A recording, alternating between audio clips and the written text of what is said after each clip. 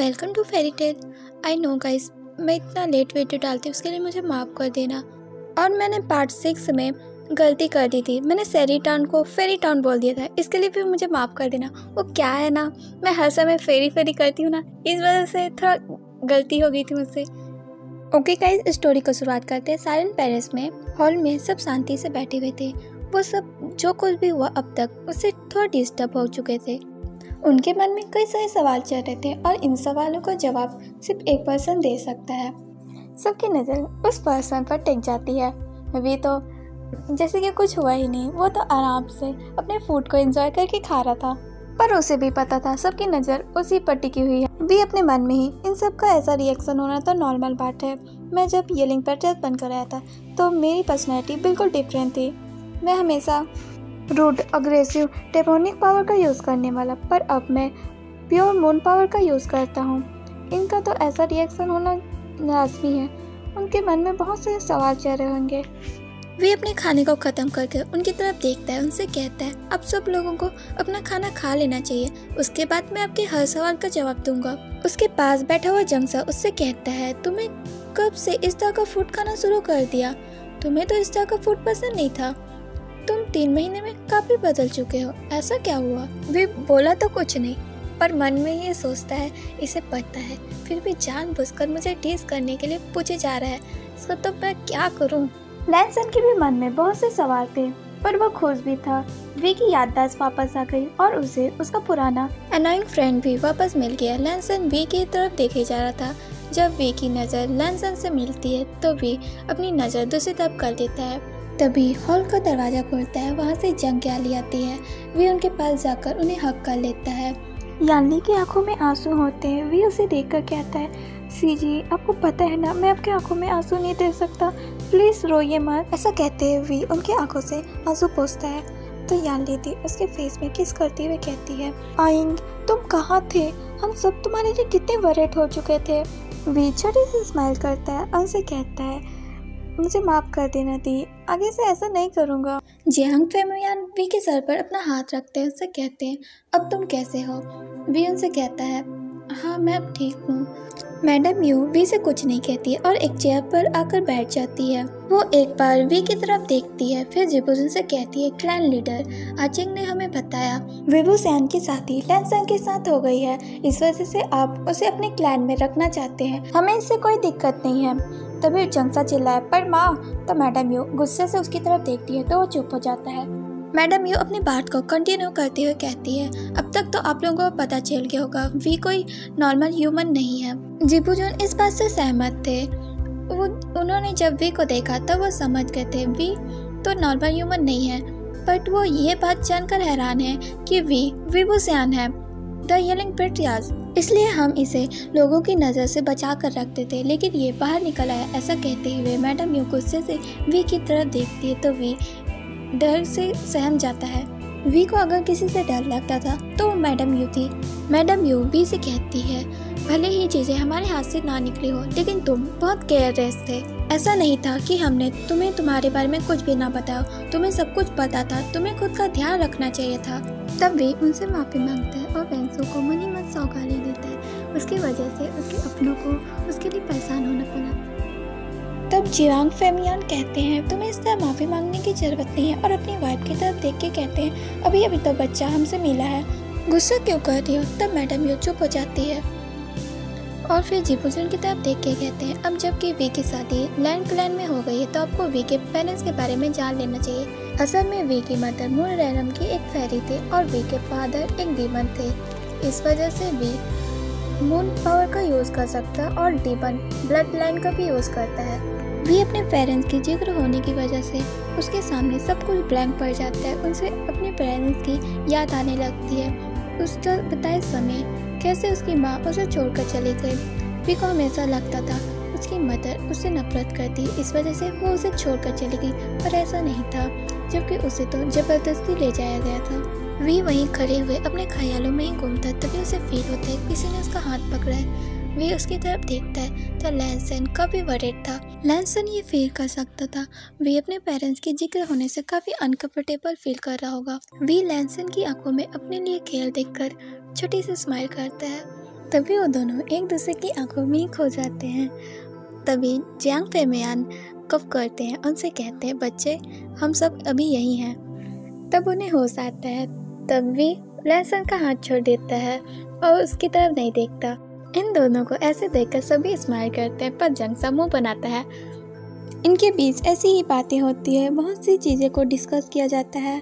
Jiang का रहने का इंतजाम चिंगसी में ही किया गया था। वी जियांग गैली के रूम में उनसे बातें कर रहा था।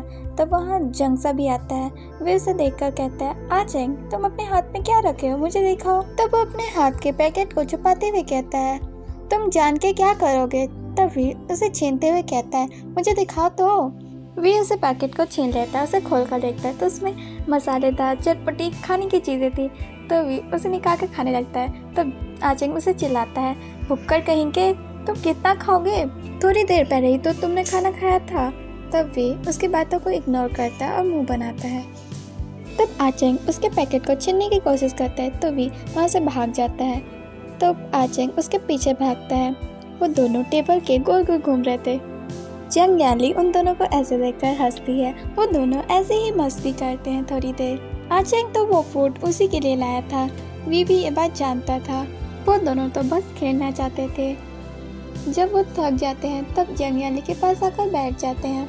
तब वी जियांग गैली की गोद में अपना सर रख लेता है। तब आचेंग उससे कहता है मैं जब यहाँ आ रहा था तो तुम्हारा वाला तुम्हारे बारे में पूछ रहा था। तब वी उससे कहता है आचेंग तुम्हारे मैनर्स कहाँ गए, तुम उसका नाम भी तो ले सकते हो, ये तुम्हारा वाला क्या है। आखिर मुझसे मैनर्स की बातें कौन कर रहा है जिसे मैनर्स के बारे में कुछ भी नहीं पता। ऐसा कहते हुए आचेंग मुंह बनाने लगता है। वैसे एक बात बताओ, तुमने उस वैंसू को ऐसे ही जाने क्यों दिया, तुम्हें उसे अच्छा सबक सिखाना चाहिए था। तब वी उससे कहता है तुम्हें ऐसा क्यों लगता है कि मैंने वैंसू को ऐसे ही जाने दिया, उसके पीछे मेरे गोश्त है, तुम्हें लगता है वो उसे चैन से रहने देंगे। तब तो उन लोगों ने उसे इतना परेशान किया होगा कि उसकी रात की नींद उड़ चुकी होगी। तब तीनों स्माइल करते हैं। तब आचेंग उससे फिर कहता है वैसे तुम उन वैंस के चंगों से बचे कैसे, हमें तो लगा नहीं था वो तुम्हें इतनी आसानी से जाने देंगे। तब वी उससे कहता है हाँ मैं फंस चुका था, मुझे तो लगा था मैं अब कभी निकल नहीं पाऊंगा, लेकिन मेरी मदद वेंचिंग और मैनिंग ने की। तब जियांग गैली कहती है वो दोनों भाई बहन सच में बहुत अच्छे हैं, उन्होंने हमारी पहले भी मदद की है। तब वी साय करता है और उनसे कहता है हाँ इस वजह से उन्हें वैन क्लैन से निकाल दिया गया, पता नहीं वो अब कहाँ होंगे। वी आचेंग की तरफ देखता है तो आचेंग अपने ख्यालों में गुम हो जाता है। वी उसे चिल्लाता है आचेंग आचेंग। तब वो उसकी तरफ देखता है तो वी उससे कहता है तुम कहाँ खो गए। कहीं नहीं, तुम जब वहाँ से भाग चुके थे तब तुमने हमसे कांटेक्ट क्यों नहीं किया, और तुम्हारी मैरिज लैंसन से कैसे हो गई। तब वी स्माइल करता है और अपने नोज को रब करता है, ये तो मेरी अच्छी किस्मत है जो मेरी शादी लैंसन से हो गई। जब मैं वहाँ से भाग रहा था तब वैंसू मेरे पीछे था, मैं बचने के लिए पहाड़ से नीचे कूद गया, उसके बाद से मेरी याददाश्त चले गई और ऐसे ही मेरी मैरिज लैंसन से हो गई। हालांकि मैरिज के बाद मुझे धीरे धीरे सब कुछ याद आ रहा था, पर वो सारी चीज़ें ढूंढ रही थी। मुझे सर में काफ़ी दर्द होता था, इसलिए मैं कभी भी इस बात पर ध्यान नहीं देता था। वी अपने मन में ही वैसे मैं लैंसन के साथ बहुत खुश था, इस वजह से मैंने कभी भी पुरानी चीज़ों को याद करने के बारे में नहीं सोचा। जियांग गैली वी के सर को सहलाते हुए कहती है किसने सोचा था तुम्हारी मैरिज इस तरह तुम्हारे क्रश के साथ होगी। वी थोड़ा शौक होता है और उनसे कहता है जीजी आपको इस बारे में कैसे पता चला मैं लैंसन को पसंद करता था। तब आचेंग उससे कहता है तुम हर समय उसकी तस्वीर बनाते थे, उसे देखते रहते थे, कोई भी देखकर बता सकता है तुम उसे पसंद करते हो। तब वी ब्लश करने लगता है। तब यांगली उसके चीज को पकड़कर खींचती है, उससे कहती है तुम इस तरह ब्लश करते हुए कितने क्यूट लगते हो। वी अपने मन में सच में मेरी मैरिज अनएक्सपेक्टेड हुई, पर मैं खुश था। मेरी मैरिज लैंसन के साथ हुई और जब मुझे सब कुछ याद आया तो मैं ये जान के खुश था जिसको मैंने कभी चाहा था उससे मेरी मैरिज हुई है। पर जब मैं ये याद करता हूँ जिसको मैंने चाहा था उसी को अपने गुस्से के कारण मैंने हर्ट किया था, तब मैं सोचता हूँ क्या वो अब भी मेरी आइडेंटिटी जानने के बाद मुझे पहले की तरह ट्रीट करेगा। ऐसा सोचते हुए भी अपनी आंखें बंद कर लेता है और उस समय को याद करने लगता है जब उसने पहली बार लैंसन को देखा। और यहाँ से हम फ्लैशबैक में चलते हैं। वी और लैंसन पहले कैसे मिले थे ये जानने से पहले वी के पेरेंट्स की स्टोरी तो जान लेते हैं। जैसा कि हम जानते हैं वी की मदर मून रेरम की फेरी थी। उनका बर्थ मून एम्परर के ब्लड के ड्रॉप से हुआ था। जब वी की मदर धरती पर आई तो उनका सामना डीमन से हुआ था। उन्होंने उनके साथ युद्ध किया और उन्हें हरा दिया, लेकिन उस युद्ध में वो काफ़ी घायल हो गई थी। तब उनकी मदद वी के फादर ने की थी। तब से वो एक दूसरे को जानने लगे। धीरे धीरे उनमें नज़दीकियाँ बढ़ी और प्यार हो गया। तब वी के फादर ने वी की मदर को बताया वो एक हाफ डीमन है, पर वी की मदर को इस बारे में पहले से पता था। उन्होंने पहले ही सेंस कर लिया था वी के फादर एक हाफ डीमन है, पर वो उनसे बहुत प्यार करती थी। इस वजह से उन्होंने उनसे मैरिज कर ली। वी के फादर जियांग क्लैन के एक सेनापति हुआ करते थे और जियांग फैमिली के बहुत अच्छे दोस्त भी थे, और इसीलिए वो जियांग पैलेस में ही रहा करते थे। वहीं वी का बर्थ हुआ। जब मून एम्परर को इस बारे में पता चला तो वो वी की मदर को लेने आ गए, पर वी की मदर जाना नहीं चाहती थी, लेकिन मून एम्परर उसे ज़बरदस्ती लेके जाना चाहते थे। तो वी के फादर उनसे युद्ध किया, लेकिन मून एम्परर के आगे वो टिक नहीं सके और वो हार गए। मून एम्परर उसे मार डालना चाहते थे, पर वी की मदर की रिक्वेस्ट पर उन्होंने उसे छोड़ दिया। वी उस समय 5 साल का था और उसे इस बारे में कुछ भी नहीं पता था, और इस बारे में मून एम्परर को भी नहीं पता था कि उनका कोई बेटा भी है। मून एम्परर वी की मदर को लेकर वहाँ से चले गए। वी की मदर के जाने के 4 महीने बाद वी के फादर की भी डेथ हो गई, पर जाने से पहले उन्होंने वी को जियांग फैमियान को सौंप दिया और उन्हें बताया अगर मून एम्परर को वी के बारे में पता चला तो हो सकता है वो वी को मार डाले। तब जियांग फैमियान ने वी को अडॉप्ट कर लिया। वी जब थोड़ा स्टेबल हुआ तब उसने सारा ध्यान पढ़ाई और कल्टीवेशन पर लगा दी। जब मैडम यू को इस बारे में पता चला वी एक एंड्रोजनक है, तो उन्होंने और भी ज़्यादा कड़ी निगरानी में उसे रखना स्टार्ट कर दिया। वी कभी पेरिस के बाहर नहीं जाता था। अगर कहीं जाता था तब उसे गार्ड करने के लिए बहुत से सैनिक होते थे, और वी हमेशा अपने फेस पर मास्क पहने रहता था। वी को यह सब चीज़ें अच्छी नहीं लगती थी, लेकिन वो इससे कुछ कर भी नहीं सकता था। जियांग परिवार के अलावा और कोई नहीं जानता था वी असल में कैसा दिखता है। वी को ब्लैक मैजिक में काफ़ी इंटरेस्ट था। इस वजह से 10 साल की उम्र में ही उसने डेमोनिक कल्टीवेशन सीखना स्टार्ट कर दिया, और 13 तक उसने तो उसे मास्टरी कर ली। इस वजह से उसको येलिंग पैट्रियार्च का टाइटल दे दिया गया। कुछ समय बाद जियांग क्लैन अपने डिसाइपलों को लैंग क्लैन में भेजने वाला था पढ़ने के लिए। इस बार जंग याली और जंगसा भी इसमें जाने वाले थे। वी उनके साथ जाना चाहता था, पर वो जानता था मैडम यू इस बात के लिए कभी राजी नहीं होगी। तब वी घुटनों के बल बैठकर मैडम यू से रिक्वेस्ट करता है, पर मैडम यू इस चीज़ से कन्विंस नहीं होती। वी काफ़ी निराश होता है। तब जंग याली और जंगसा दोनों घुटनों के बल बैठकर मैडम यू से रिक्वेस्ट करते हैं वी को हमारे साथ भेज दो। तब जियांग फैमियान अपनी वाइफ से इशारे में कहते हैं वी को जाने की परमिशन दे दो। तब मैडम यू ना चाहते हुए वी को जाने की परमिशन दे देती है। उसके बाद तीनों गुस्सू जाते हैं। वहाँ लैंड क्लैन में एंट्री करने के लिए एंट्री कार्ड होना जरूरी था, और उनका एंट्री कार्ड कहीं खो जाता है। तब जंग याली उसे कहती है हो सकता है लास्ट टाइम हम जहाँ ठहरे हों वहीं एंट्री कार्ड छूट गया हो। तब वी उसे कहता है हो सकता है वहीं छूटा हो, मैं उसे लेकर आता हूँ। ऐसा कहकर वो जाने लगता है। तभी जंगसा उसे चिल्लाता है तुम अकेले कहीं नहीं जाओगे। तो वी उससे कहता है मैं कोई छोटा बच्चा नहीं हूँ। ऐसा कहकर वो भाग के जाने लगता है। जंगसा उसे पीछे से चिल्लाता है वी बुसैन अभी के अभी रुक जाओ, लेकिन वी उसे टंग दिखाकर वहाँ से भाग जाता है। जंगसा तो उसी दिशा में अभी भी घूरे जा रहा था। तब जंग याली उसे कहती है आ चेंग वो जल्दी ही आ जाएगा। जब वी को एंट्री कार्ड मिल जाता है तो वो वापस आने लगता है, लेकिन उसे आते वक्त रात हो जाती है। वी वहाँ आकर देखता है तो वहाँ कोई नहीं होता, तो वो थोड़ा परेशान हो जाता है। तब उसकी नज़र गेट पर जाती है। वहाँ इनविजिबल शील्ड बना होता है। उसे देखकर स्माइल करता है और उसे बड़े आराम से पार कर लेता है, और खुद पर गर्व करते हुए कहता है ऐसा कोई शील्ड नहीं बना जिसको मैं ना पार कर सकूं। ऐसा कहते हुए वो आगे बढ़ने लगता है। जब वो दीवार की छत पर खड़ा होकर पेरिस की तरफ देख रहा था तब उसकी नज़र एक हैंडसम मैन पर पड़ती है। उसने व्हाइट कलर के रोब पहने थे। उसने अपने बालों को एक सिल्वर कलर की पिन से बांध रखा था, और उसका फोरहेड रिबन उसे एक अलग ही यूनिक टच देते थे। वो पर्सन उसे गुस्से से घूरे जा रहा था। वी उसे देखकर स्माइल करता है, पर वो पर्सन सीधा आकर उस पर अटैक करता है। वी अपने शॉट की मदद से उस अटैक को ब्लॉक करता है। दोनों में फाइट स्टार्ट हो जाती है। वी तो उसके शॉट टेक्निक से काफ़ी इम्प्रेस हो जाता है और उसका नाम पूछने लगता है। लैंसन उसकी बातों को इग्नोर करता है और मन में सोचता है ये मास्क वाला लड़का पता नहीं कौन है, इतने कम एज में भी ये शॉर्ट टेक्निक को इतनी आसानी से परफॉर्म कर लेता है। लैनसन को लगा ये कोई चोर होगा, पर कोई चोर इतनी आसानी से इनविजिबल शील्ड को पार करके नहीं आ सकता, इसलिए उसने सीधा आकर उस पर अटैक कर दिया।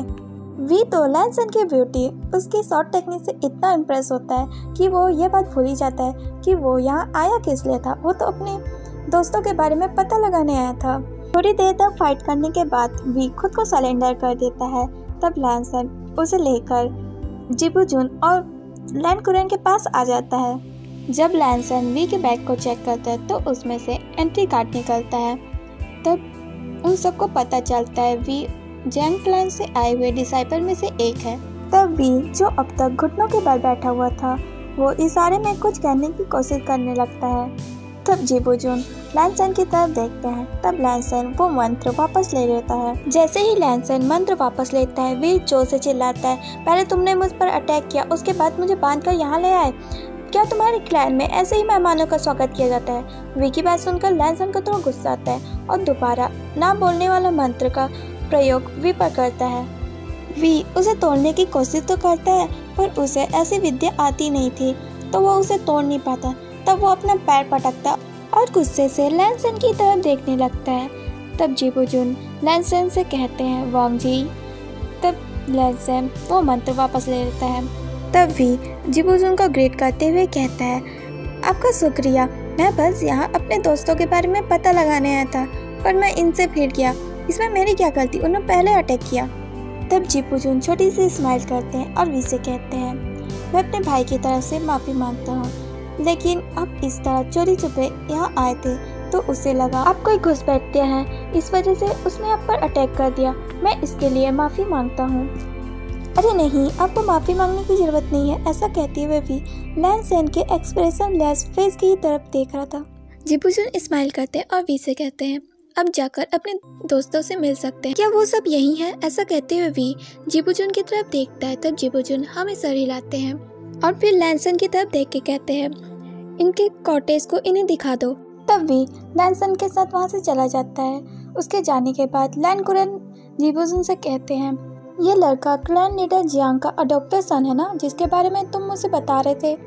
तब जिबुजुन हमें सर हिलाते हैं। तब लैन कुरेन कहते हैं, लगता है जियांग्स ने इसे बिगाड़ रखा है। जिबुजुन को थोड़ी हंसी आती है। तब लैन कुरेन फिर कहते हैं, तुम्हारा इस लड़के के बारे में क्या ख्याल है? तब जिबुजुन कहते हैं, एज अ कल्टिवेटर इसमें बहुत पोटेंशियल है। दोनों को बीच वी को लेकर बातें होती है और इधर वी लैनसन से बातें करने की कोशिश कर रहा था, लेकिन लैनसन उसे फुल्ली इग्नोर कर रहा था। तब वी लैनसन के पीछे चलते हुए कहता है, स्टोन फेस काका, क्या आप मुझसे बात नहीं करेंगे? तब लैनसन पीछे पलटकर वी को घूरता है। तब वी स्माइल करने लगता है और उसे कहता है, स्टोन फेस काका, आप तो काफ़ी हैंडसम हैं और आपकी शॉर्ट टेक्निक तो कमाल की है। मैं तो आपसे दोबारा फाइट करना चाहता हूँ, क्या आप मुझसे फाइट करेंगे? लैनसन उसे कॉटेज की तरफ इशारा करता है और उसे कहता है, तुम्हारा कॉटेज आ गया। ऐसा कहकर वहाँ से जाने लगता है। वी उसे जाते हुए ही देखते रह जाता है। नेक्स्ट मॉर्निंग क्लास में जाते ही वी सभी की अटेंशन ग्रैब कर लेता है, क्योंकि वी गुजू में पढ़ने आए सभी डिसाइपल में से सबसे छोटा था। वो सिर्फ 15 साल का था और उसने ब्लैक मैजिक पर मास्टर किए। ये बात जानकर सभी थोड़े हैरान होते हैं और वी के बारे में बात बनाते हैं। उनमें से एक कहता है, उसने ज़रूर ब्लैक मैजिक को गलत तरीके से कल्टीवेट किया होगा, इस वजह से उसका फेस खराब हो गया, इसलिए वो हमेशा मास्क पहने रहता है। कुछ लोगों को अभी भी इस बात पर यकीन ही नहीं था कि वी ने इतनी सी कम एज में ब्लैक मैजिक को मास्टर की होगी। लैन कुरेन के आने के बाद सभी शांत हो जाते हैं और उनकी क्लास स्टार्ट हो जाती है। क्लास खत्म होने के बाद वी जंग्याली जंगसा के साथ अपनी कॉटेज में जा रहा था। जंगसा तो वी पर गुस्सा कर रहा था, एक तो वो लेट से आया, ऊपर से उसने लैनसन के साथ फाइट की। तब वी उससे कहता है, मैंने जानबूझकर थोड़ी ना की, उसने पहले मुझ पर अटैक किया था, लेकिन उनके साथ फाइट करने में बहुत मजा आया। उनकी शॉर्ट टेक्निक कमाल की थी। उनकी शॉर्ट टेक्निक तो तुम्हारी शॉर्ट टेक्निक से भी ज़्यादा कमाल थी। ऐसा कहकर वी उसे मारता है और वहाँ से भाग जाता है। तो जंगसा उसके पीछे जाता है उसे मारने के लिए। उन दोनों की पकड़म पकड़ाई शुरू हो जाती है। वो दोनों हंसते हुए एक दूसरे को मार रहे थे। वी जंग्याली से कहता है, जीजी देखो ना। आजन उसे मारते हुए कहता है, अब तुम जीजी को क्यों भुला रहे हो? हाँ, पहले तो तुम मुझे मार के भागे और जब तुम खुद पीट रहे हो तब जीजी को बुला रहे हो। वो दोनों जब यह देखते हैं यानली उन पर ध्यान नहीं दे रही है, तब वो उनके पास जाते हैं और उसे कहते हैं, जीजी अब कहाँ देख रही हैं? ऐसा कहते हुए वो दोनों उसी डायरेक्शन में देखते हैं जहाँ यानली देख रही होती है। तो वहाँ जिन्सी गाउन होता है। यानली तो वहाँ से शर्मा कर चली जाती है। तब वे कहता है, मेरी समझ में नहीं आता जीजी इस जिन्सी गाउन को क्यों पसंद करती है, मुझे तो ये बिल्कुल भी पसंद नहीं है, कितना घमंडी है ये। तब आचेंग कहता है, तुमने बिल्कुल सही कहा, वो बहुत घमंडी है, बिल्कुल तुम्हारी तरह। ऐसा कर वो उसे मारता है और भाग जाता है। वे चिल्लाता है, आचेंग मैं तुम्हें छोड़ूंगा नहीं। ऐसा कर वो उसके पीछे जाता है। अगले दिन क्लास चलते हुए वी की आँख लग जाती है। तब लैंकुरन उसे देख लेते हैं और उसे क्लास से बाहर निकाल देते हैं। क्लास से बाहर निकाले जाने की वजह से वो इधर से उधर क्लाउड रिसर्च में घूम रहा था। जब वो लेक के पास पहुंचता है तब एक लड़का तीरंदाजी कर रहा होता है। वी उसे देखता है और उसकी तारीफ करता है। तब वो लड़का वी की तरफ देखता है तो वी उसे तीरंदाजी के बारे में बताने लगता है और उसे कुछ टिप देता है। तब वो लड़का वी को थैंक्स कहता है और उसे अपना नाम बताता है, मेरा नाम वैनिंग है। वी स्माइल करता है और अपना नाम बताता है और मन में ये लड़का काफी पोलाइट है। अच्छा वैनिंग, तुम क्लास की जगह यहाँ क्या कर रहे हो, या फिर तुम भी मेरे तरह क्लास से बाहर निकाले गए हो? तब वैनिंग, अरे नहीं ऐसी बात नहीं है, मैं तो बस। तब वी कहता है, हाँ मैं समझ गया, वैसे तुमने क्लास स्किप करके बहुत अच्छा किया, क्लासेस बहुत बोरिंग थी, मैं तो सो ही गया था। तभी वैनिंग कहता है, इसलिए तो आपको क्लास से बाहर निकाल दिया गया। तभी वैनिंग स्माइल करता है और कहता है, इसलिए तो मैंने क्लास स्किप कर दी। तभी स्माइल करता है। वो दोनों आपस में बातें कर रहे थे। तभी वैनिंग को आवाज़ लगाती है। तब वैनिंग वी से कहता है, ये मेरी बहन है वैनचिंग, अब मैं चलता हूँ, मेरी बहन मुझे बुला रही है। ऐसा कहकर वहाँ से चला जाता है। तब वी थोड़ा उदास हो जाता है क्योंकि अब उसके बात करने के लिए कोई नहीं था। तब वी आसपास की जगह घूमने लगता है और उसे एडमायर करता है। सच में क्लाउड जैसे बहुत सुंदर जगह है। वी झील के पास खड़ा होकर आसपास की नज़ारा को देख रहा था। तभी उसे ऐसा लगता है कोई इसके पीछे है। वो ज़्यादा नहीं सोचता और अपनी शॉर्ट की मदद से अटैक करता है। वी देखता है वो लैंसन है तो अपनी शॉर्ट को पीछे कर लेता है और उसे कहता है, ये आप है? लैंसन उसे कहता है, मेरे साथ चलो। तब वी उससे पूछता है, कहाँ? लैंसन साय करता है और वी का हाथ पकड़ता है और उसे ले जाने लगता है। लैंसन वी को लेकर पत्थर के पास आता है जिसमें लैंड रूल लिखे होते हैं। वी को दिखाते हुए कहता है, इन रूल को तुम्हें 3000 बार कॉपी करना है। वी उससे कहता है, क्या तुम मुझसे मजाक कर रहे हो? भला मैं ये 3000 रूल को क्यों लिखूं? तो लैंसन कहता है, ये तुम्हारी पनिशमेंट है, तुम क्लास में सो रहे थे। वी कहता है, लेकिन उसके लिए तो मुझे क्लास से निकाल दिया गया था, तब मैं इस रूल को क्यों लिखूं? तब लैंसन कहता है, तुम ये गलती दोबारा ना करो, इसलिए तुम्हें ये रूल लिखना है। वी कहता है, ये तो मेरी छोटी सी गलती थी, ऊपर से मैंने सिर्फ एक गलती तो की है और उसके लिए मुझे इतने सारे रूल लिखने की क्या जरूरत है? छोटी गलती है इसलिए तुम्हें रूल कॉपी करने की पनिशमेंट मिली है। वैसे भी ये पनिशमेंट तो तुम्हारे लिए छोटी है, वरना तो रूल ब्रेक करने की वजह से तुम्हें 50 कोड़े पड़ते। ऐसा कहते हुए लैंसन वी को गुस्से से घूरे जा रहा था क्योंकि उसे कहा गया था वी पर नजर रखने के लिए, जो कि लैंसन करना नहीं चाहता था। वी कहता है, हे मैंने कोई सा भी रूल नहीं तोड़ा। लैंसन उसके बीच में बोलता है, तुमने आते ही रूल ब्रेक कर दिए थे। क्लास रिसेस में रात को आना मना है, तुम हर समय यहाँ से भाग के दौड़ते रहते हो और यहाँ की शांति को भंग करते हो। लैंसन ये सारी गलती वी को बता रहा था, तुमने क्या क्या किया है, और उसे बहुत गुस्सा आ रहा था वी पर। वी लैंसन की बात सुनकर अपने मन में सोचता है, वैसे तो ये स्टोन फेस कुछ बोलता नहीं है, चाहे कुछ भी सवाल पूछो, लेकिन जब मेरी बात आती है तो मेरी सारी गलती को निकाल बैठता है। तब वी स्माइल करता और लैंसन से कहता है, हैंडसम गागा, आप मेरी सिर्फ खामियां क्यों देख रहे हैं? ये भी तो देखिए मैं कितना टैलेंटेड हूँ। तब लैंसन कहता है, चुप करो तुम और मेरे साथ लाइब्रेरी चलो। वी साय करता है और ना चाहते हुए वो 3000 रूल कॉपी करने लगता है। पिछले 1 घंटे से वो रूल कॉपी कर रहा था, लेकिन वो सिर्फ 1000 रूल कॉपी कर पाया था। वी लैंसन की तरफ देख के कहता है, गागा क्या मैं अब जा सकता हूँ? मैं इससे ज़्यादा नहीं लिख सकता। तब लैंसन कहता है, 2000 बार और कॉपी करो, उसके बाद तुम चले जाना। तो वी पाउट करता है और उससे कहता है, हैंडसम गागा प्लीज़ मुझे जाने दो, मैं इसे बाद में कंप्लीट कर दूंगा। लैंसन तो उसकी बातों को इग्नोर करता है और अपना सारा ध्यान बुक पढ़ने में लगाता है। वी उसे रिक्वेस्ट करने लगता है, प्लीज़ गगा मुझे जाने दो ना, मैं इसे बाद में कंप्लीट करूँगा। लैंसन तो उसे कोई रिस्पॉन्स नहीं करता, जैसे कि वी वहाँ है ही नहीं। वी को अब गुस्सा आने लगता है। वो अपने बुक को लैंसन की टेबल पर जो उसे पटकता है और उसका नाम लेता है। तब लैंसन गुस्से से वी की तरफ देखता है। तो वी कहता है, तुम मेरी बात सुन ही नहीं रहे थे तो मैं क्या करता। तब लैंसन उससे कहता है, चुपचाप अपनी पनिशमेंट पूरी करो, उसके बाद यहाँ से निकल जाओ। वी कुछ बोलने के लिए अपना मुंह खोलने वाला था। लैंसन तभी मंत्र का प्रयोग वी पर करता है तो वी कुछ बोल ही नहीं पाता। वी गुस्से से लैंसन की तरफ घूरे जा रहा था। तब लैंसन कहता है, मुझे घूरना बंद करो और रूल को कॉपी करो। ऐसा कहते हुए लैंसन टेबल पर अपना हाथ जोर से पटकता है। वी रूल कॉपी करते हुए सोचता है, मैं यहाँ से निकलना चाहता हूँ, लेकिन गगा के होते हुए मैं यहाँ से जा नहीं सकता। वी एक तिलिस्मान निकालता है, उसे लैंसन के बैग पर लगा देता है, जिससे लैंसन अनकॉन्शियस हो जाता है। वी स्माइल करता है और लैंसन के चिक्स को पिंच करता है। लैंसन के चिक्स काफ़ी ज़्यादा सॉफ्ट है तो वी उसे खींचने लगता है और कहता है, इनकी चिक्स कितने ज़्यादा सॉफ्ट है। समय लैंसन अपनी आंखें खोलता है तो वी वहाँ से भागने लगता है। तब लैंसन वी का नाम जोर से चिल्लाता है, विभूषण। ओके गाइस, ये वाला पार्ट यहीं एंड करते हैं। Thanks for watching. और जो मेरे चैनल में नहीं है, please like, comment and subscribe.